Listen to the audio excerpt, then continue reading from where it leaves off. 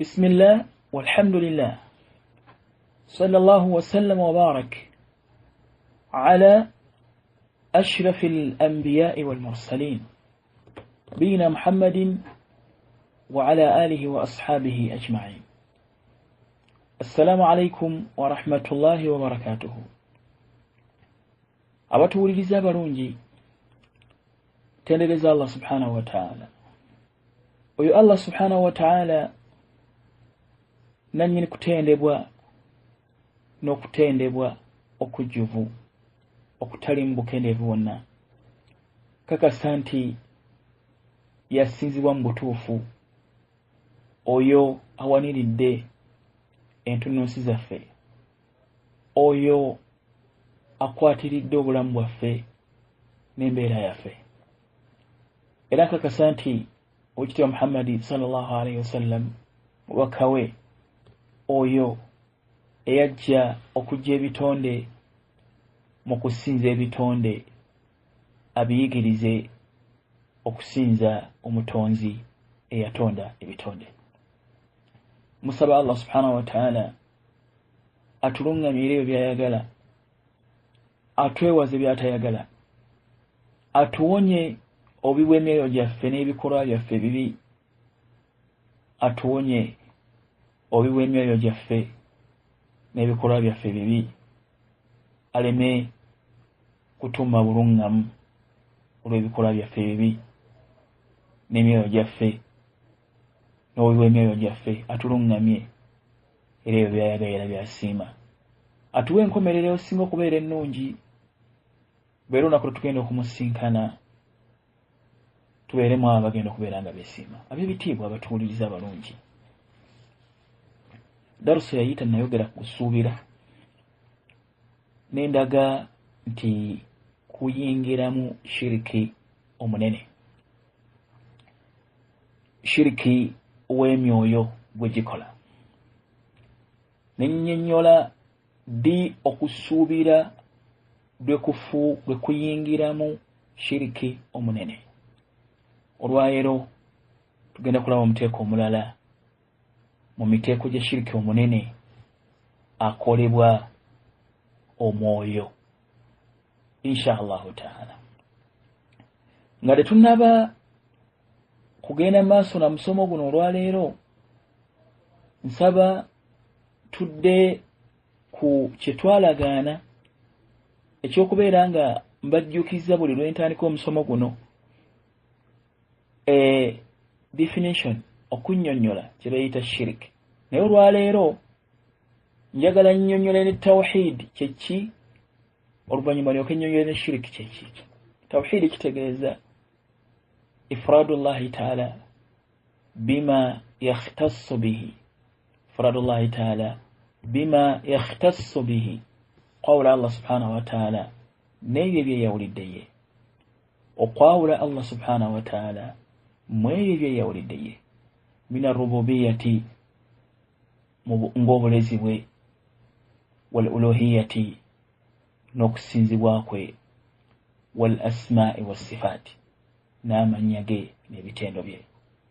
Amakulu ebyeyawulidde Allah subhanahu wa ta'ala nga tebiyingira mu kitonde kyonna byebyo ebisatu nga bwe mbibannyonnyodde, byebitambulirako tawhid, era ne shiriki yeetooloolera ku ebyo ebisatu nga bwe tunaalaba, gy'emiteeko gya tawhid.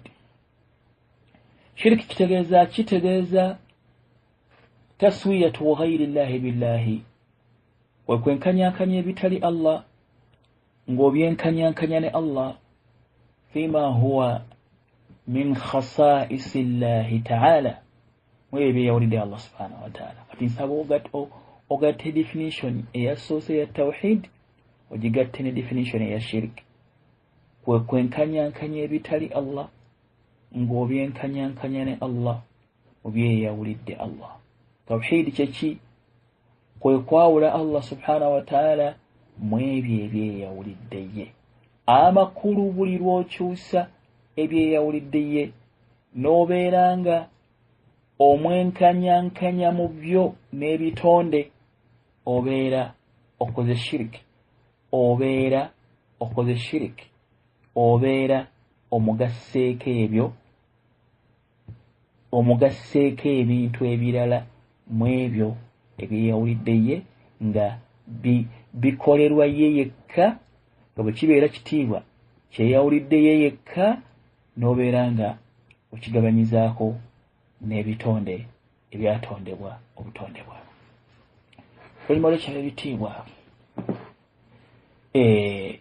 omuteeko gw'olwaleero tugenda kutunuulira atawakkul, okwesigamira Allah subhanahu wa ta'ala, kuyingiramu kutya shiriki omunene otugenda okubeera nga tutunuulira. Naye nina bye nalabye nga bikulu ku muteeko guno nga byetaagisa okusooka okutegeera, oluvannyuma ne tulyoka tulaba shiriki mu muteeko gwa tawakkulu. Ekisooka njagala tutunuulire taarifu tawakkul wa arkaanihi oba wa arkaanuhu, okunnyonnyola kye bayita tawakkul n'empagi za tawakkul, okwesigamira Allah kyeki era n'okumanya empagi ezizimbirwako okwesigamira Allah subhanahu wa ta'ala. Ekyokubiri, haqiqatuhu, obwennyini bw'okwesigamira Allah subhanahu wa ta'ala, obwennyini bw'okwesigamira Allah subhanahu wa ta'ala. Ekyokusatu, al adilla addalla anna tawakkula ibada, obujulizi obulaga nti okwesigamira Allah subhanahu wa ta'ala ibada, kusinza, era nga obujulizi obulaga nti okwesigamira ebitali Allah subhanahu wa ta'ala shirkun, kugatta ku Allah subhanahu wa ta'ala. Ekyokuna, aqsaamu nnaas fi tawakkul, embeera z'abantu, emiteeko gy'abantu mu muteeko guno ogw'okwesigamira Allah subhanahu wa ta'ala. Bantu balimu emiteeko emeka mu kwesigamira Allah subhanahu wa ta'ala. Okwesigamira abantu kwesigamira Allah subhanahu wa ta'ala kutambulira mu mbeera ki? Muteeko gw'okutaano, ekyokutaano kye tugenda okutunuulira, mata yakunu tawakkulu shirkan akbar, litawakkuli lwebeera shiriki omunene. Ekyomukaaga, mata yakunu tawakkulu shirkan asgar, litawakkuli lwebeera shiriki omutono. Ekyomusanvu, dhabitu ma'rifati i'timad al-qalbi ala al-asbab, diro tumanya nti kati okwesigamira kw'omwo omwoyo embeera gye gulimu, muntu ataddewo ensonga, agenze mu ddwaliro, mulwadde, ensonga yagitaddewo nga kkirizibwa mu busiraamu ogiteekawo, naye ddirwe tumanya nti omwoyo gwe okusinziira ku mbeera ye ayingidde mu shiriki oba tayingidde mu shiriki. Tumanya tutya nti kati okusinziira ku mbeera gye ndimu oluvannyuma lw'okulaba omusawo oba oluvannyuma lw'okubanga nfunye empapula maze okusoma, embeera gye ndimu erabika nga nyingidde mu shiriki oba siyingidde mu shiriki. Ebyo byetaagisa okubeera nga bitegeerwa. Ekisooka abe bitiibwa, tawakkul kitegeeza ki? Tawakkul kitegeeza i'timaadul qalbi ala Allah jalla wa ala, okwesigamira kw'omwoyo ku Allah subhanahu wa ta'ala n'okumuteekamu obwesige nti asobola buli kintu kyonna. Fi jalbil manaafi', nga gumwesigamirako okuba nti asobola okubeera nga agutuusa ku byonna bye gwagala ebigugasa. Kwesigamira kw'omwoyo ku Allah subhanahu wa ta'ala n'okumuteekamu obwesige mu mbeera ey'okubanga gukakasa nti asobola okubeera nga agutuusa ku byonna bye gwagala kubanga yabirinako obuyinza. Wa daf'i al-madarri, era ne gubeera nga gumwesiga kyasobola okuguziyizaako buli kyonna ekigukosa kyegutaagala. Akisobola gubeera n'obwesige n'obukakafu nti akisobola. Teri asobola kuntuusaako kino. Allah wange ammala. Allah wange ammala. Teri asobola kuntuusaako kino. Allah wange ammala. Ma'a fi'li al-asbaabi wathiqati bihi.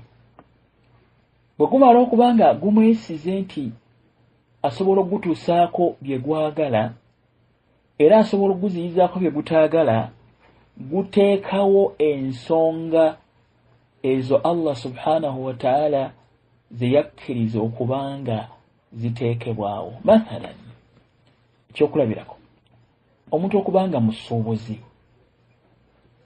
n'agenda e Dubai okusuula oba China, naye nga yesigamidde Allah subhanahu wa ta'ala nti ajja kumusobozesa okutuuka obulungi era ajja kumuteeramu omukisa mu ebyo byagenda okusuubula. Omuntu oyo ataddewo ensonga ey'okubanga avudde mu maka ge okugenda e China, kubanga e China gy'alina okubeera nga gye ebintu. Wabula bw'amaze okuteekawo ensonga n'atagyesigamirako nti yegenda okubeera nga emumalira okuba nga afuna ssente oba okuba nga gaggawala, ne yeesigamira Allah subhanahu wa ta'ala naye ng'ataddewo ensonga, kubanga Allah subhanahu wa ta'ala bwe yali atonda ensi eno alina ebintu bye yateekawo mu mateeka g'entambula y'ensi eno nga birina ensonga ze birina okubeera nga biyitako okusobola okubeerawo. Mathalan, okuwasa nsonga eyitwako okuzaala. So kizibu nnyo omuntu okugamba nti yeesigamira Allah subhanahu wa ta'ala ajja kumuwa omwana nga tawasizza oba nga tafumbiddwa. Kati omuntu bw'afumbirwa ataddewo ensonga, naye asobola okukozesa ensonga eyo n'ebeera nga evaamu omuntu ky'ayagala ye Allah subhanahu wa ta'ala. Kati omuntu yeesigamira Allah subhanahu wa ta'ala n'ateekawo ensonga eyo Allah gye yakkiriza okubeera nga eteekebwawo, eyitwa omuntu Allah kwayisiriza omuntu okubeera nga atuuka ku ekyo ky'ayagala. Olwekyo mu definition tujjamu ebintu biringanga bisatu. Ekisooka nti omulimu gw'okwesigamira Allah subhanahu wa ta'ala gukolebwa mwoyo. Ekyokubiri, okwesigamira Allah subhanahu wa ta'ala kutambulira mu mbeera bbiri. Embeera esooka, embeera ey'okusuubira okubeera nga ofuna obulungi fi jalbi almanafi, mu kuba nti obulungi bukutuukako, wa dafa almadar, okuba nti totuukibwako na buzibu. Ekyokusatu, okuteekawo ensonga oluvannyuma lw'okwesigamira Allah subhanahu wa ta'ala. Mathalan, otya ababbi naye olina okuggalawo oluggi n'osaba Allah subhanahu wa ta'ala akukuume n'omwesigamira. Ekyo bwe kityo bwe kifaanana. Eyo definition kwe kunnyonnyola kwa tawakkul, okwesigamira Allah subhanahu wa ta'ala. Ekyokubiri, empagi za tawakkul. Okwesigamira Allah subhanahu wa ta'ala kuzimbirwa ku mpagi mmeka?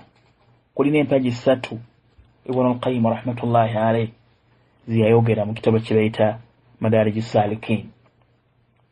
Aga nti esooka i'timaadu al-qalbi ala Allah wa thiqatu bihi, okwesigamira omwoyo okubeera nga gwesigamira Allah subhanahu wa ta'ala n'okumuteekamu obwesige nti buli kimu kyonna akisobola. Ekyokubiri, fi'lu al-asbaabi, okuteekawo ensonga ezo Allah ziyakkiriza okubeera nga ziteekebwawo eziyitwako omuntu okutuuka ku ekyo ky'ayagala oba okuwona ky'atya. Ekyokusatu, athiqatu billahi ta'ala, okuteekamu Allah obwesige okubanga ddala olina obukakafu nti mu butuufu ky'omwesigamiddeko nti ajja kukikumalira akisobola gwe weesigamiddeko asobola subhanahu wa ta'ala talina kyatasobola ezo z'empagi za tawakkul ekyokubiri haqiqatuhu obwennyini bwa tawakkul bw'okwesigamira Allah subhanahu wa ta'ala bwe twogerako bubeerawo butya obwennyini obwo an ya'lama al-'abdu ye muntu okumanya omuddu okumanya anna al-amra kullahu lillah nti ebintu byonna bya Allah subhanahu wa ta'ala ye muntu okumanya nti ebintu byonna n'entambula yaabyo bya Allah subhanahu wa ta'ala teri nannyini by'omulala era ebitonde byonna tebisobola kuba na kyebisobola kusalawo ku bintu byonna ebitambula mu ggulu ne mu nsi okujja ku Allah subhanahu wa ta'ala wa annahu ma sha'a kana nikyaba yagadde kibeera nga bagati innama amruhu idha arada shay'an an yaqula lahu kun fayakun kyonna kyaba yagadde okubeera alagira kiragire nti ba ne kiba as-samad al-maqsud wahdahu fi qada'i al-hawaij aruubirirwa yekka ebitonde byonna gwe biruubirira gwe byesigamiddeko mu kumala ebyetaago byabyo mu mbeera zonna wa annahu ma shaa Allahu kaana wa ma lam yasha lam yakun nekyaba tayagadde tekisobola kubeera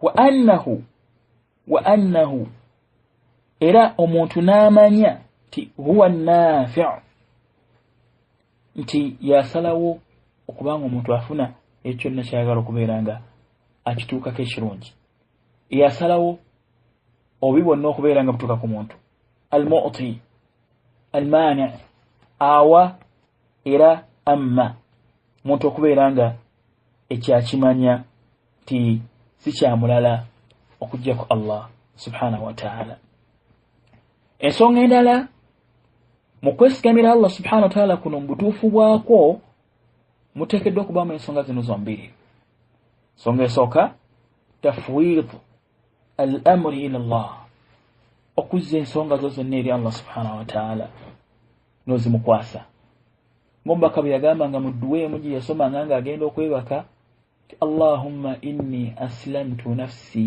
ilaik ay Allah omwoyo gwange nguwaddeyo gy'oli wawajjahtu wajhi ilaik n'ekyenyi kyange nkyolekezza gy'oli wafawwadtu amri ilaik n'ensonga zange zonna nzizizza gy'oli raghbatan wa rahbatan ilaik raghbatan wa rahbatan ilaik kyenjagala kyenneegomba na kyonna kyentya byonna biri gy'oli fa innahu la malja'a wa la manja minka illa ilaik teri buddiro wankubadde obuddukiro mu mbeera yonna illa ilaik okujjako gy'oli amantu bikitaabika alladhi anzalta nzikiriza ekitabo kyo kye wassa وبنبيك الذي أرسلت النبي وقواتما نبي أقام أنت وموت ويقول بيقام بيقام أجينو أقويبك نافيلا مجيريشو مات على الفطرة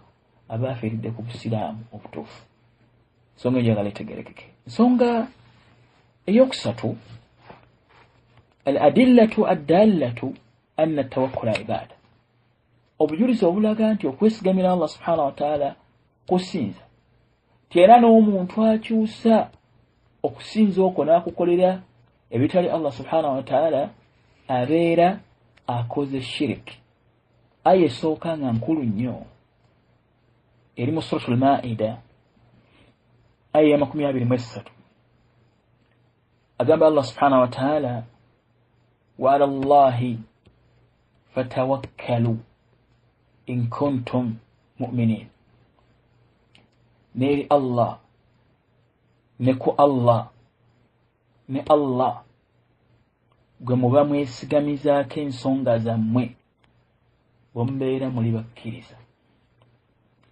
olw'obukulu bw'ensonga eyo yakulembeza ye gwe twesigamizaako ensonga abamanyi olwala bamanyi lwaki kino kyajja nga Jaaru ne Majruuru yakulembedde oluvannyuma ekiregero ne kijja oluvannyuma lw'oyo gwe twesigamizaako ensonga zaffe.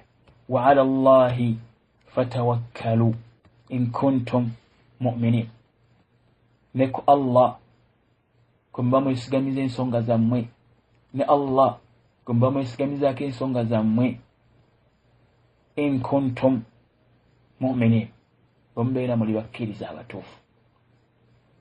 Ayi mu Suuratul Maa'ida Allah yali ayogera ne Bani Israil ng'abalagira okugenda okutaabaala abalabe baabwe nga balaze okutya okw'amaanyi. Allah n'abakubiriza okubanga tebatya kirala kyonna, beesigamiza ensonga zaabwe ku Allah subhanahu wa ta'ala. Aya neeyo ebona ku buli bakkiriza bonna nga Allah subhanahu wa ta'ala abalagira mu mbeera yonna okwesigamiza ku ye ensonga zaabwe okuzizza gy'ali bwe babeera bakkiriza abatuufu. Aya erimu emigaso esatu. Omugaso ogusooka erimu okulaga nti okwesigamiza ensonga zaffe ku Allah kusinza ku ebyo byonna ebitonde bitalinaako obusobozi. Tumusinza n'okwesigamiza ensonga zaffe gy'ali ku ebyo byonna ebitonde bye bitalinaako busobozi. Era okusinza okwo kweyawulidde ye okusinziira ku njogera ya aya mu lulimi Oluwarabu, nga ekikulembedde okusinziira ku mbeera yaakyo kiraga kuba nti waliwo hasli, waliwo okukomeka, waliwo takhsis, waliwo okwawula nti yekka gwe tuteekeddwa okubeera nga twesigamizaako ensonga zaffe. Ekyokubiri, mulimu okutulagira kiragiro nti teeka ku ffe okubeera nga ensonga zaffe tuzesigamiza ku Allah, tuzesigamiza eri Allah subhanahu wa ta'ala yekka, tuzesigamiza eri Allah subhanahu wa ta'ala yekka. Ekyokusatu, okwesigamiza ensonga zaffe eri Allah subhanahu wa ta'ala kakwakkulizo akajjuza obukkiriza bwaffe akasinziirwako okubanga tuli bakkiriza abatuufu. Aya bwetyo bwefaanana. Ebintu bisatu byonna ebigatta okulaga nti okwesigamira eri Allah subhanahu wa ta'ala kusinza okweyawulidde yekka nga kukolera yekka. Ekyokubiri, okubanga ekyo Allah yakitulagira era nga kyabwatteeka fatawakkalu. Ekyokusatu, okubanga kakwakkulizo akasinziirwako obukkiriza bw'omuntu okubeera obutuufu. Aya esooka. N'olwekyo tumala okumanya nti okwesigamira Allah ku ebyo byonna ebitonde ebitalinaako busobozi kusinza, tukitegeera bulungi nti okusinza kwonna kuteekeddwa kukolerwa Allah yekka subhanahu wa ta'ala, nga bwe twalabye, nga bwe tutera okuwulira definition etera okunnyonnyola gye batera okunyeza bamasheekha abasinga gye batera okukozesa nga bannyonnyola tawhid, nga bategeeza tawhid al-uluhiyya, tawhid y'okusinza, ifradullahi ta'ala bil ibada, qawla Allah subhanahu wa ta'ala mu kusinza, ifradullahi ta'ala bil ibada, qawla Allah subhanahu wa ta'ala mu kusinza. N'olwekyo bukumala okubanga okwesigamira Allah subhanahu wa ta'ala kusinza, n'olwekyo yenna kukyusa n'akukolera ekitali Allah subhanahu wa ta'ala faqad ashraka, aba agasseko Allah subhanahu wa ta'ala ekintu ekirala. Obujulizi obulala, Allah subhanahu wa ta'ala bw'aba atenda abakkiriza, obanga sinaba kuleeta nga atenda abakkiriza okubeera omusiraamu omutuufu era omukkiriza omutuufu, aya endala olina okubeera nga otongoza Allah subhanahu wa ta'ala mu kubeera nga ensonga zo zonna ozizza gy'ali ku ebyo ebitonde ebitalinaako obusobozi.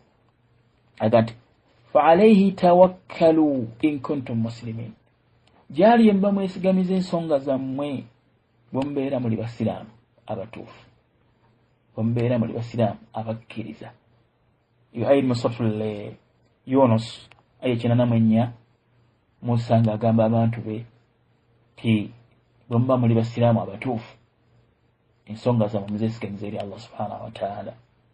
Kitegeeza nti abaali bannyonnyola ayo bagamba nti kitegeeza nti okubeera omusiraamu omutuufu akakwakkulizo akamu ku bukwakkulizo bukufuula omusiraamu omutuufu omukkiriza kokubanga ensonga zo zeesigamiza eri Allah subhanahu wa ta'ala yekka. Aya eyokusatu agamba Allah subhanahu wa ta'ala nga awaana atendereza abakkiriza era nga alaga abakkiriza batuufu bateekeddwa kubeera bati aga nti innama almu'minuuna alladhiina idha dhukira Allah, abakkiriza beebo mazima ddala abakkiriza abatuufu. Innama yakomeka oyagala kutegeera abakkiriza batuufu bano be bakkiriza abatuufu. Innama almu'minuuna alladhiina idha dhukira Allah, abakkiriza beebo Allah bw'abeera ayogeddwako wajilat qulubuhum, myoyo gyabwe gitya. Wa idha tuliyat alayhim ayatuhu, bwe babeera basomeddwa amateeka ge zaadathum imanan, amateeka ago oluvannyuma lw'okuba nga basomeddwa beeyongera obukkiriza. yabaga nti wa ala rabbihim yatawakkaluun, n'eri omulezi waabwe gye beesigamiza ensonga zaabwe, tebazeesigamya eri birala byonna bitali mulezi waabwe Allahu subhanahu wa ta'ala. Abatuwuliriza abalungi ab'ebitiibwa, omutendera ogwokusatu mu bye twagala okuba nga tuyigako aqsaamu nnaas fi tawakkul, emiteeko gy'abantu mu tawakkul. Abantu mu tawakkul balimu emiteeko esatu okwesigamira Allah subhanahu wa ta'ala. Omuteeko ogusooka be bantu abalina endowooza erowooza nti okwesigamira Allah subhanahu wa ta'ala kitegeeza butateekawo nsonga, nga bakiraba nti omuntu bw'ateekawo ensonga abeera teyeesigamidde Allah subhanahu wa ta'ala mu ekyo kyaba ayagala okutuukako. Eyo endowooza si ntuufu okusinziira ku nteekateeka ya Allah subhanahu wa ta'ala bwe yali atonda ensi eno, era eyawukana n'amagezi amalamu, era mu kiseera kye kimu eyawukana ne obusiraamu nga bwe buyigiriza. Ekyo kisooka. Lwekyo ojja kulaba nga Allah subhanahu mbaka Muhammad sallallahu alayhi wasallam bwe yagendanga mu ntalo yayambalanga ebyokulwanyisa, yayambalanga ebyambalo ebiziyiza obusaale okubeera nga bumuyingira. Kitegeeza ataddewo ensonga oluvannyuma ne yeesigamira Allah subhanahu wa ta'ala. Bwe yali agenda e Madiina ng'asenguse yateekawo omuntu agenda omulagirira ekkubo, kitegeeza tekitegeeza ekyo naye teyeesigamira Allah subhanahu wa ta'ala, wabula eyo yenteekateeka Allah gye yateekawo mu nsi nti ekintu bwe kiti bw'oba oyagala okituukako oyita ku nsonga bweti, naye ensonga asobola okubeera ng'agifuula esobola okutuusa ku ekyo ye Allah subhanahu wa ta'ala.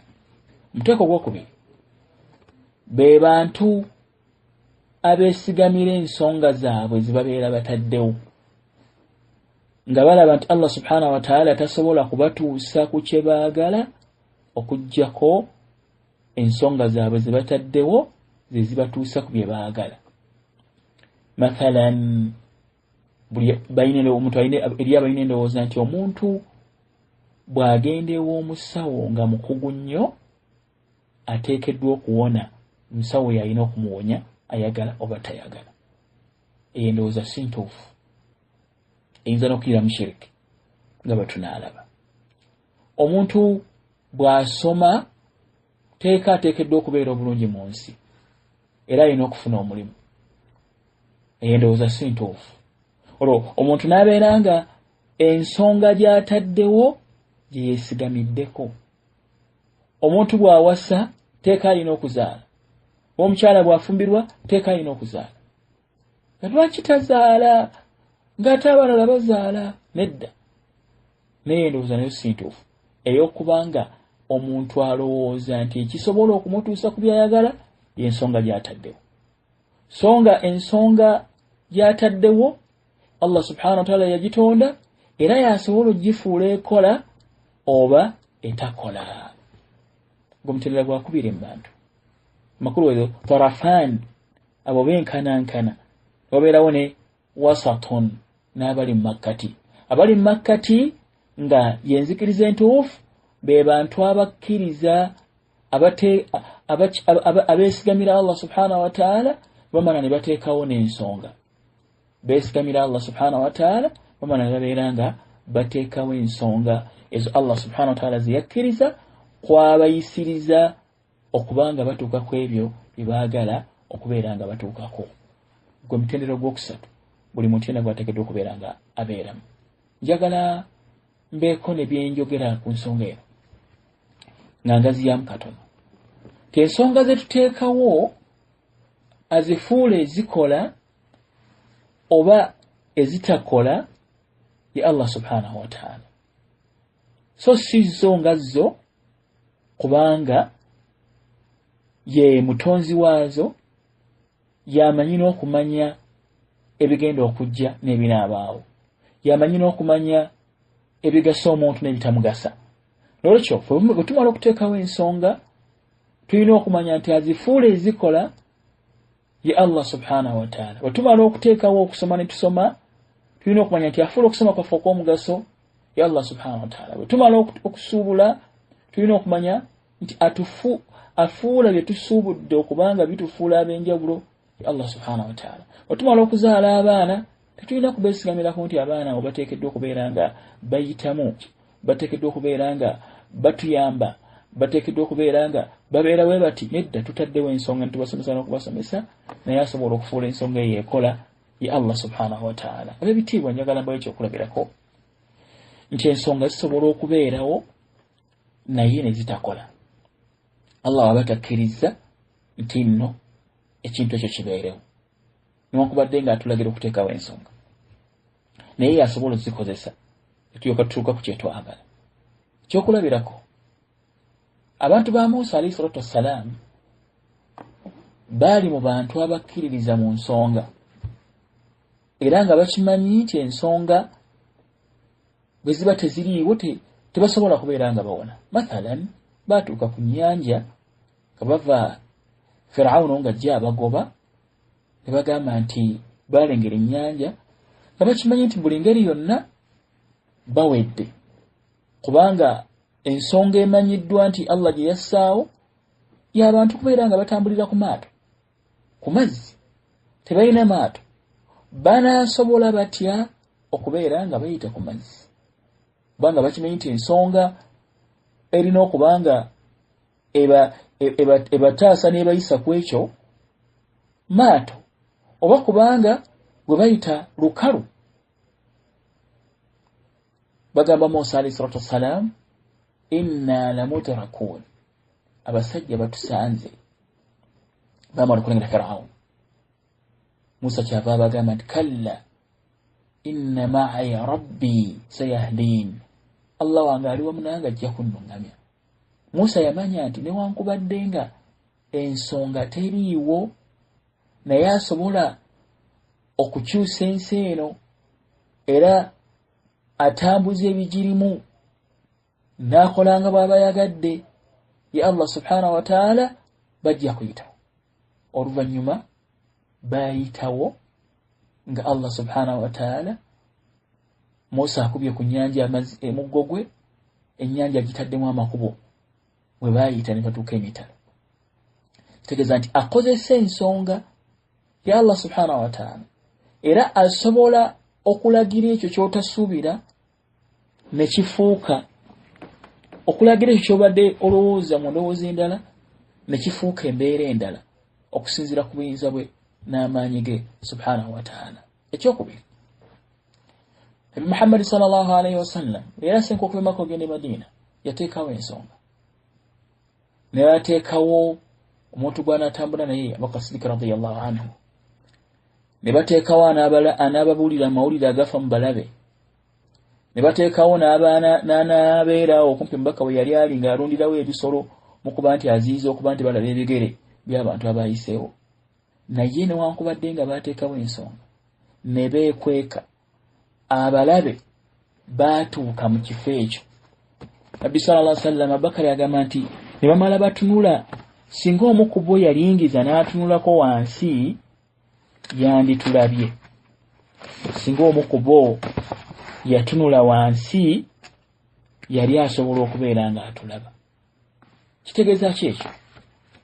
Bataddewo ensonga, naye asobola okubeera nga akozesa ensonga eyo nesobola okuba ey'omugaso ye Allah subhanahu wa ta'ala. Ola wajja kusingana nga na wano Abubakar bwe yatya Nabbi sallallahu alayhi wasallam yamugamba nti Allah waabwe ali nabo ajja kubeera nga abawonya. Yamugamba nti Allah waffe ali wamu naffe ajja kubeera nga atuwonya. Nolwekyo barakallahu fiikum, embeera entuufu omuntu omukkiriza gy'ateekeddwa okubeera nga abeeramu, ateekawo ensonga naye n'asigala nga yeesigamidde ku Allah subhanahu wa ta'ala, tiyasobola okukozesa ensonga eyo n'esobola okuba nga egasa omuntu oyo okusobola okutuuka ku ekyo ky'ayagala. So era embeera entuufu si yakubanga omuntu alagajjalira ensonga n'atagiteekawo, kubanga Allah yagiragira ebeere nga eteekebwawo, yagiragira ebeere nga eteekebwawo. Lwekyo oteekeddwa okuteekawo ensonga ne weesigamira Allah subhanahu wa ta'ala n'omusaba akwanguyirize okutuuka ku ekyo ky'oyagala okubeera nga otuukako. Allah abayagala ku Abubakar Siddiq n'omubaka Muhammad sallallahu alaihi wasallam mu suratul Maida aya 40 agamba nti illa tansuruhu faqad nasarahu Allah idh akhrajahu alladhina kafaru thaniya ithnain. Tijjukira abakafiri baamujja mu Makka nga bali babiri ne mukwano gwe Siddiq radiyallahu anhu. Idh huma fil ghar, bwe baali mu mpuku, jjukira nga bali mu mpuku. Idh yaqulu li sahibi, mbaka n'agamba mukwano gwe, agamba Muhammad Abubakar Siddiq radiyallahu anhu, la tahzan inna Allaha ma'ana, totya Allah ali wamu naffe. Ne Musa bw'atyo bwe yagamba abantu be nti inna Allaha ma'ana inna lamudrakun kalla inna ma'a rabbi, Allah ali wamu naffe. Oluvannyuma Allah subhanahu wa ta'ala n'abataasa ku Bakuraishi abaali babanoonya, so nga basobola okutuuka mu kifo kyennyini. Kitegeeza nti ensonga asobola ogikozesa ye Allah subhanahu wa ta'ala. Ekyo kigeraageranyizeeko ebintu bingi. Tosobola okukozesa eddagala lingi nga wakkirizibwa okulikozesa naye n'otawona, n'okozesa eddagala ttono nnyo nga n'alikuwadde si mukugu n'owona. Lwekyo Allah subhanahu wa ta'ala yafuula ensonga ekola oba obutakola. Ekyo kiteekeddwa okubeera nga kitegeerwa bulungi, n'ebirala ebisigadde bigeraageranyize okwo. Abantu bangi abataasoma bakozesa abaasoma, so era abantu bangi abaasoma nga balina n'ensonga esobola okusinziirako okubeera nga bafuna emirimu, mwattu ate tebalina mirimu. Abantu bangi gundi zaabwe ze baasoma koosi zaabwe si emirimu gye bakola. N'olwekyo barakallahu fiikum, so nga tuziteekewo naye tuleme kubeera nga tuzeesigamirako, okwesigamirako okusembayo, ti oluvannyuma lw'okubanga weeziri tuteekeddwa okubeera nga tufuna kye twagala kubanga twataddewo ensonga. Ensonga eddako ab'ebitiibwa abalungi eddiira esembayo mu musomo gw'olwaleero inshallahu ta'ala, tawakkulu eno efuuka ddi shiriki. Mata yakunu tawakkulu shirkan akbar, fuuka ddi shiriki omunene.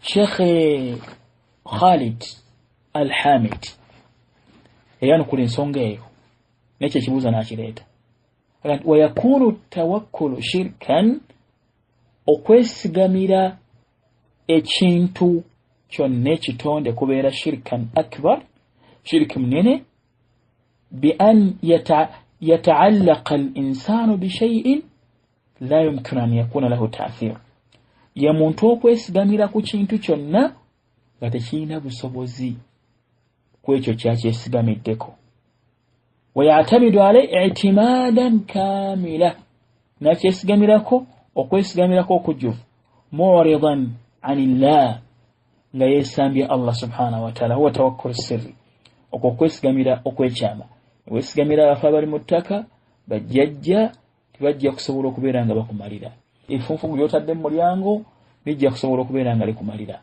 ofune kyoyagala eddagala lyotadde mu nsigo ng'osiga lijja kuyamba okubeera nga ofune emmere n'ebirala byonna omwana bw'abadde agenda okufumbirwa akutte mu bigali bijja kumuyamba okubeera nga afumba bulungi gy'agenze okubanga tuteeka mbino mu byokulya by'omusajja ebintu ebimu kubiva mu bitundu by'omukyalo ebyekyama n'ebirala bigenda kubeera nga bimuyamba okubeera nga omusajja amwagala ebyo byonna tebirina busobozi kubeera nga bifuula omuntu ayagala omuntu oba akyawa omuntu oba omuntu emmere ebala oba obutabala kubanga tebirina busobozi kwekyo okujjako Allah subhanahu wa ta'ala nkakasa ndowooza kitegerekese bulungi ekyokubiri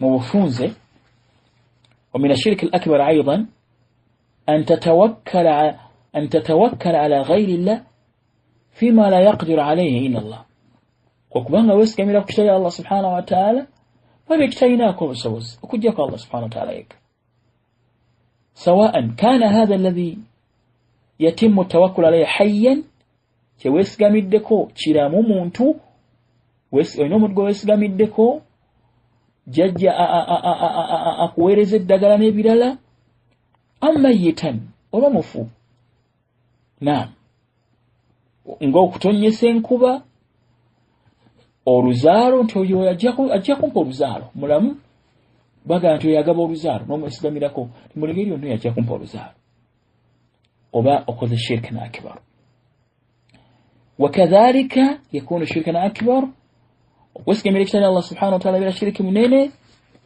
عند تعلق الكلب بسبب غير مشروع وقبل أنه ما يكتك كتينتو اجتالagirwa كمن يتعلق بالتميمة ngate ko moyoge monyirizi mu buti mu bintu byonna bifaanana bibiti nabyesigamirako nti bisobola okumugasa bidhaatiha ebimutuusa ku kyayagala bisobola okumukuuma n'abeera nga tewali amutuusaako buzibu bw'abeera atambula n'ebirala naye nga byataddewo Allah tagambangako nti bw'obiteekawo bikumalira fulaba mbaka kyaga nti man ta'allaqa tamimatan faqad ashraka yenna yeesiba eyirizi aba agasse ku Allah subhanahu wa ta'ala kintu kirala omuntu yenna yeesigamira ku yirizi okwesigamira okusembayo nti esobola kubwayo okubeera nga emukuuma n'atatuukibwako obuzibu esobola kubwayo okubeera nga emutuusaako bulungi bonna oba empeta kyonna nga bena banyola amakulu gayirizi omuntu yabagudde mushirku nakiba nsaana mbeere nga ntegerekeka bulungi wa barakallahu fikum wa jazakumullahu khaira ensonga eyo nga ngimaliriza okwesigamira ekitali Allah subhanahu wa ta'ala kubeera ndi shirku asghar sinaba kusoma shirku asghar njagala kino kikooneko kuba shirku asghar mathalan singa omuntu ateekawo ensonga wamala okuteekawo ensonga agenze mu ddwaliro naye ne yeesigamira omusawo nti ajja kusobola okumuwonya nti omusawo oyo tayinza butamuwonya akimanyi nti Allah subhanahu wa ta'ala yawonya naye nga alina embeera egamba nti oyo omusawo mu buli ngeri yonna alina okubeera nga amponya mu buli ngeri yonna omusawo oyo alina okuba nga amponya akimanyi nti Allah yawonya naye alina embeera ey'amaanyi ennyo egamba nti omusawo oyo agenda kubeera nga amuwonya njagala mbaletera ensonga eno mu bugazi bwayo okusinziira kubamanyi nga bwe bagireeta. Kati ekyo kitegeero nti kati nyingidde mu shiriki. Kitegeera mu mbeera bw'eti. Omuntu bw'amala okuteekawo ekintu abeera mu mbeera bbiri. Embeera esooka ye muntu okuba ng'awulira obutebenkevu n'okuwummula oluvannyuma lw'okuba nti ataddewo ensonga. Oluvannyuma lw'okugenda mu ddwaliro awulira ng'atebenkedde nti kati awonye. Kati kentuuse wano kati mponye. Nteekeddwa okuwona.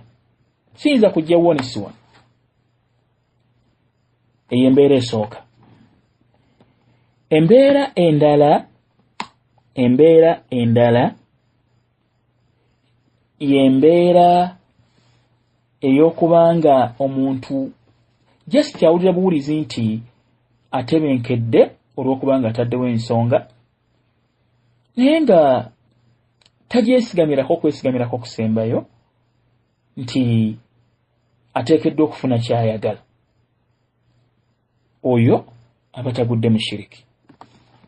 Ne wabaawo ateekawo ensonga n'agyesigamirako okwesigamirako okusembayo nti ayagala tayagala ateekeddwa okubeera nga atuuka ku kyayagala. Waliwo ataddewo ensonga n'afuna muli okutebenkera nti kagenze w'omusawo ajja kuwona oba oliawo inshaallah.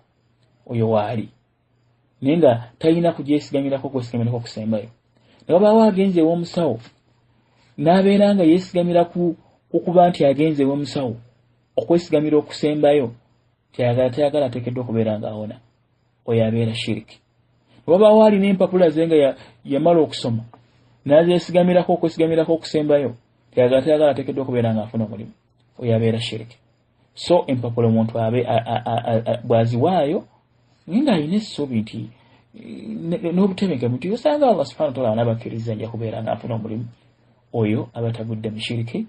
Wallahu a'lam wa barakallahu fikum wa jazakumullahu khaira fi dunya wal akhirah. Tumwerabira omuteeko ogwa shiriki n'askar yakwongera ogunnyonnyola olunnyonnyola olwagwo olweyawulidde. Wa barakallahu fikum wa jazakumullahu khaira fi dunya wal akhirah. Assalamu alaikum wa rahmatullahi